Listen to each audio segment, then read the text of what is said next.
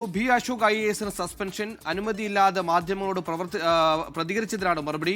ഇക്കഴിഞ്ഞ തെരഞ്ഞെടുപ്പ് കാലത്തൊക്കെ തുടർഭരണം ഫാസിസ്റ്റ് മനോഭാവം ഉണ്ടാക്കുന്നതടക്കമുള്ള അതിശക്തമായ സർക്കാർ വിമർശന ലേഖനങ്ങളടക്കം പത്രങ്ങൾ വന്നിരുന്നു. പിന്നീട് പല മാധ്യമങ്ങളിലൂടെയും ചർച്ചകളിലൂടെയും സർക്കാരിനെതിരെ വിമർശനം ഉന്നയിച്ചിരുന്നു.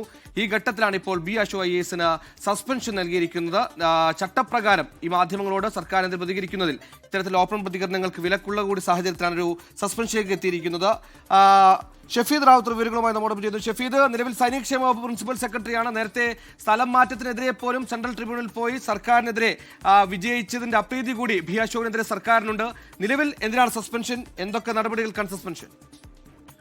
സുഹേലി, സർക്കാരുമായി ബന്ധപ്പെട്ട പലതരത്തിലുള്ള നിയമ പോരാട്ടങ്ങൾ അടക്കം നടത്തുന്ന ഒരാളാണ് ഈ ബി അശോക്. മാത്രമല്ല, അദ്ദേഹത്തിന് ഒടുവിൽ സ്ഥലമാറ്റം, സ്ഥാനചലനം അടക്കമുള്ള കാര്യങ്ങൾ ഉണ്ടായത് നമുക്കറിയാം. ട്രൈബ്യൂണലിലടക്കം ഇതുമായി ബന്ധപ്പെട്ട ചില നീക്കങ്ങൾ നടത്തി എന്നുള്ളതിന് പിന്നാലെയായിരുന്നു ബി അശോകിനെ കൃഷി വകുപ്പിന്റെ ചുമതലയിൽ നിന്ന് സൈനികക്ഷേമ വകുപ്പ് പ്രിൻസിപ്പൽ സെക്രട്ടറി അല്ലെങ്കിൽ യുവജന വകുപ്പിന്റെ ചുമതല എന്നതിലേക്ക് മാറ്റിയത്. ഈ തെരഞ്ഞെടുപ്പിന് തൊട്ടു മുൻപ് ബി അശോക് മാധ്യമങ്ങൾ കൂടി ചില പ്രതികരണങ്ങൾ നടത്തിയിരുന്നു. അതിൽ ഏറ്റവും പ്രധാനപ്പെട്ട പ്രതികരണമായിരുന്നു ഈ തുടർഭരണം അത് ഒരു ഫാസിസ്റ്റ് പ്രവണത. മാത്രവുമല്ല, മറ്റു ചില കാര്യങ്ങൾ ഈ കാര്യങ്ങളിലുണ്ട്.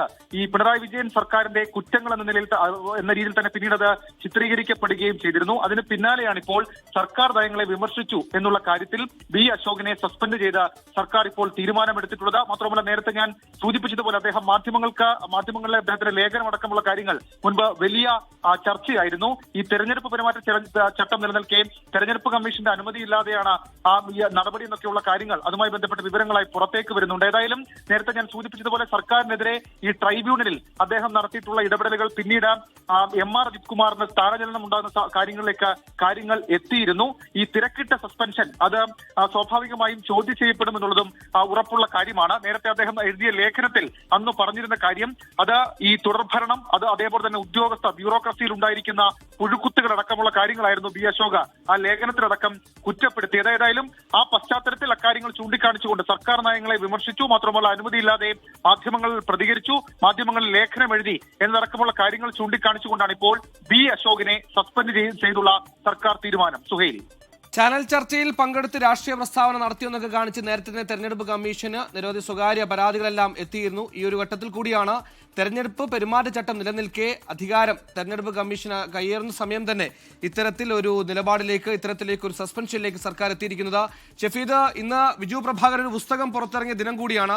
ആ പുസ്തകത്തിൽ സർക്കാർ ഉദ്യോഗസ്ഥ അഴിമതികളെ കുറിച്ച് വെളിച്ചെത്തി വരുന്നു. ഒപ്പം തന്നെ നേരത്തെ N പ്രശാന്തും സമാനമായ രീതിയിൽ ഉദ്യോഗസ്ഥ തലത്തിൽ വിമർശനം ഉന്നയിച്ചതിന്റെ പേരിൽ സസ്പെൻഷൻ നേരിടുന്നു. ആ കൂട്ടത്തിൽ ഇതാ ഒരു രണ്ടാമതൊരു IAS ഉദ്യോഗസ്ഥൻ കൂടി, അതൊരു ഉന്നത ഉദ്യോഗസ്ഥൻ കൂടി സസ്പെൻഷനിലാകുന്നു. സ്വാഭാവികമായും നിരവധി ചോദ്യങ്ങൾ ഉയരാൻ സാധ്യതയുണ്ട്.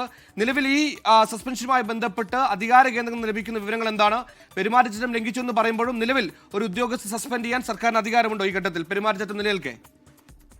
ഇക്കാര്യത്തിൽ വ്യക്തത വേണ്ടത്. അതായത് തെരഞ്ഞെടുപ്പ് കമ്മീഷന്റെ അനുമതി ഉണ്ടോ എന്നൊക്കെയുള്ള കാര്യങ്ങൾ ഇക്കാര്യത്തിൽ സ്വാഭാവികമായും അറിയിപ്പായി തെരഞ്ഞെടുപ്പ് കമ്മീഷനെ അറിയിക്കണം.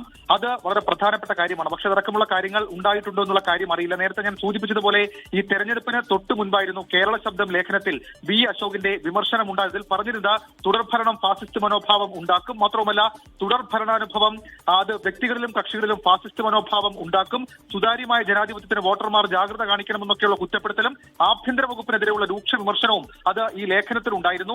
അത് മാത്രമല്ല, ഇക്കാര്യത്തിൽ അതിന് പിന്നാലെ പല പരാതികൾ ഇതുമായി ബന്ധപ്പെട്ട് പോകുന്നടക്കമുള്ള കാര്യങ്ങൾ നമ്മൾ കണ്ടതാണ്. ഏതായാലും നിലവിൽ ഇപ്പോൾ ബി അശോകിനെ സസ്പെൻഡ് ചെയ്ത രീതിയെ സംബന്ധിച്ച് IAS ഉദ്യോഗസ്ഥർക്കിടയിൽ ചില വിമർശനങ്ങൾ അടക്കമുള്ള കാര്യങ്ങൾ ഉണ്ടായിട്ടുണ്ട്. മാത്രവുമല്ല, മാധ്യമങ്ങൾക്ക് മുൻപിൽ പ്രതികരിച്ചു എന്നുള്ളതിന് വിശദീകരണം അടക്കമുള്ള കാര്യങ്ങൾ തേടേണ്ട സാധാരണ നടപടിക്രമങ്ങളുണ്ട്. അതടക്കമുള്ള കാര്യങ്ങൾ പാലിച്ചിട്ടുണ്ടോ എന്നൊക്കെയുള്ള കാര്യങ്ങളിൽ ഇപ്പോഴും വ്യക്തതയില്ല. ഏതായാലും അദ്ദേഹത്തെ സസ്പെൻഡ് ചെയ്തു എന്നുള്ള കാര്യം ഇപ്പോൾ നമുക്ക് സ്ഥിരീകരിക്കാൻ കഴിയുന്നുണ്ട്.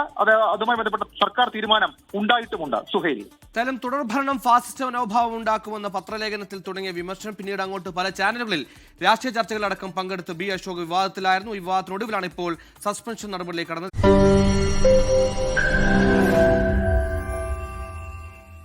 ലോകത്തെവിടെയായാലും ഏത് സമയത്തും 24 വാർത്തകളും ഓഗ്മെന്റഡ് റിയാലിറ്റി പാക്കേജുകളും എക്സ്പ്ലെയിനറുകളും വിശദമായി കാണാൻ ഞങ്ങളുടെ YouTube ചാനൽ നിങ്ങൾക്ക് സബ്സ്ക്രൈബ് ചെയ്യാം.